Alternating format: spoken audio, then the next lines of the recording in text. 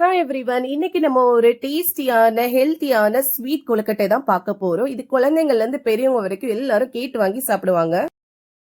நம்ம சேனலை first time பாக்குறீங்கன்னா உடனே போய் சப்ஸ்கிரைப் பண்ணுங்க, ஆல்ங்கிற பட்டனையும் கிளிக் பண்ணுங்க. ஸோ இப்போ வாங்க நம்ம வீடியோக்குள்ள போகலாம். ஒரு மிக்சிங் பவுல்ல 1 கப் அளவுக்கு ராகி மாவு எடுத்துக்கோங்க. இப்போ அதே கப்ல 1/2 கப் அளவுக்கு கோதுமை மாவு எடுத்துக்கலாம்.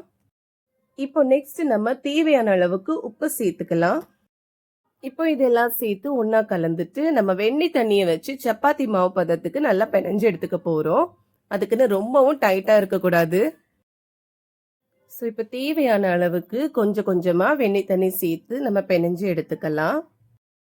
கண்டிப்பா இது பிணையறதுக்கு நம்ம வெண்ணெய் தண்ணி தான் யூஸ் பண்ணணும். அப்பந்தான் நம்ம கொழுக்கட்டை கரெக்டான டெக்ஸ்டர்ல வரும். கண்டிப்பா எல்லார் வீட்லயும் குழந்தைங்க ஈவினிங் ஆனா ஸ்நாக்ஸ் வேணும்னு கேட்பாங்க. அந்த மாதிரி டைம்ல நீங்க இப்படி கொழுக்கட்டை செஞ்சு கொடுத்தீங்கன்னா டேஸ்டியாவும் இருக்கும், அதே சமயத்துல ஹெல்த்தியாவும் இருக்கும்.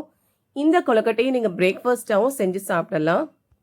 இப்போ நம்ம சாஃப்டான டவ் ரெடி ஆயிடுச்சு. கொஞ்சமா அதுல எண்ணெய் சேர்த்துட்டு நம்ம மூடி வச்சிடலாம்.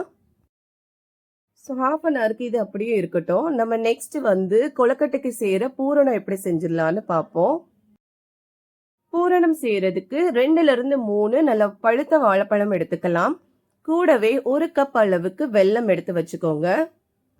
வாழைப்பழத்தை இந்த மாதிரி சின்ன சின்ன ஸ்லைசஸா கட் பண்ணி வச்சுக்கோங்க. இப்போ ஒரு கடாயில நம்ம எடுத்து வச்சிருக்கிற 1 கப் அளவுக்கு வெல்லத்தை சேர்த்துக்கலாம். கூடவே 1/4 கப் அளவுக்கு தண்ணியும் சேர்த்துக்கோங்க. இதுக்கு வெல்ல பாகெல்லாம் தேவையில்லை, வெல்லம் நல்லா கரைஞ்சி வரணும். நீங்க இதை நாட்டு சர்க்கரை சேர்த்து கூட பண்ணலாம், இல்லாட்டி கருப்பட்டி வச்சு பண்ணீங்கன்னா இன்னும் ஹெல்த்தியாவும் இருக்கும், டேஸ்டும் அற்புதமா இருக்கும். இப்போ வெல்லம் நல்லா கரைஞ்சிருச்சு. இந்த ஸ்டேஜ்ல நம்ம எடுத்து வச்சிருக்க வாழைப்பழ ஸ்லைசஸ உள்ள சேர்த்துக்கலாம். நம்ம சேர்த்திருக்க வாழைப்பழத்தை நம்ம மசிச்சு விடணும்னு அவசியம் இல்லை, அது தன்னாலே நல்லா மசிஞ்சு வந்துடும்.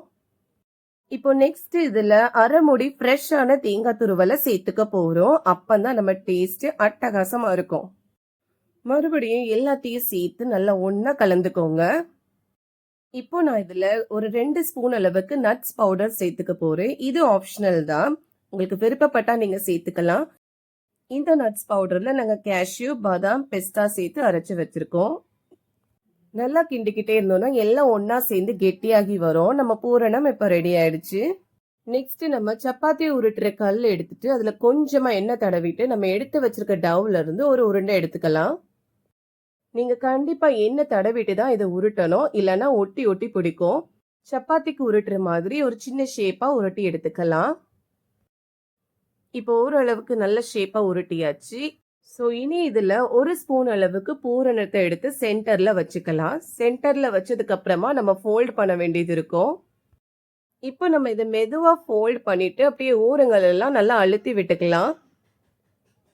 நம்ம இதை கையை வச்சு அழுத்தினாலே போதும், நல்லா ஸ்டிக் ஆகிக்கிடும். இப்போ நெக்ஸ்ட் வந்து நம்ம நைஃப் எடுத்துட்டு தேவையில்லாத பார்ட்ஸ் எல்லாம் கொஞ்சம் கட் பண்ணி எடுத்துக்கலாம். அப்பதான் பாக்குறதுக்கு ஷேப் கொஞ்சம் லுக்கா இருக்கும். ஸோ இதே மாதிரி எல்லா மாவுலையும் நம்ம பூரணத்தை ஸ்டஃபிங் பண்ணி ரெடி பண்ணி எடுத்து வச்சுக்கலாம். நெக்ஸ்ட் ஒரு பாத்திரத்துல கொஞ்சமா தண்ணி சூடு பண்ண வச்சுட்டு இப்போ அதுக்கு மேல ஸ்டீமர் வச்சு நம்ம கொழுக்கட்டைகள் எல்லாம் அடுக்கி நல்லா க்ளோஸ் பண்ணி வச்சுக்கலாம். ஒரு 10 மினிட்ஸ்ல நம்ம கொழுக்கட்டை அழகா அவிஞ்சிடும். இப்போ 10 மினிட்ஸ் ஆயிடுச்சு. நம்ம ஓபன் பண்ணி பார்க்கலாம்.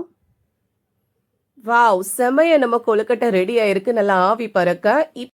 ஸோ அவ்வளோதான், நம்ம டேஸ்டியான அதே சமயத்துல ஹெல்த்தியான ராகி கொழுக்கட்டை சூப்பரா ரெடி ஆயிடுச்சு. நீங்களும் இதை கண்டிப்பா ஒரு டைம் ட்ரை பண்ணி பாருங்க.